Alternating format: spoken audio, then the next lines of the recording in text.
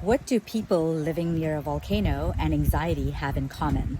So, this is part of a series from the jungles of Costa Rica. I'm inspired to learn about what nature can teach us about our true nature.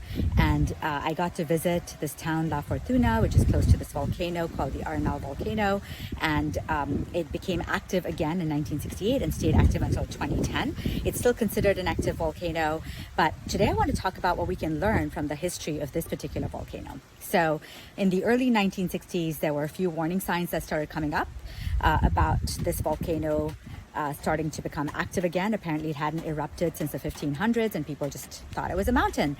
And there are 4 warning signs that came up. One, that there was a lot more seismic activity, but people were used to seismic activity, so they ignored that. The second is that the river coming out of the volcano, coming out of that mountain, turned warm, but people kind of thought, this is really cool, I get to swim in a warm river, so they ignored that sign as well. The third sign is that there are fumes on top of the volcano. It started increasing from 1 to 3 to 5.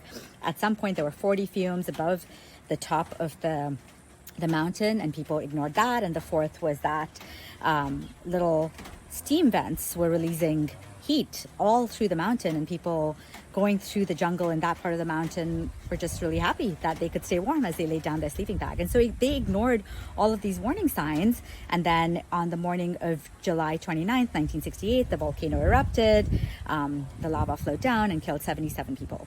And this got me thinking about what the volcanoes and anxiety have in common. Anxiety really helps us think about the future and, course correct as we need to, because the future that anxiety envisions is not good, right? But anxiety leaves behind clues. Anxiety leaves behind clues like exhaustion, insomnia, breathlessness, and sometimes even deeper things, right? Like disease. And we ignore all of those things. So I find this super strange that anxiety actually tries to find clues in the external environment that tell it that something is wrong and course correct, but at the same time ignores all of the clues that our bodies are giving it to course correct from that point. So today, my request to you is to check in with your body to see what clues your body is leaving for you so you can decide what action to take from there.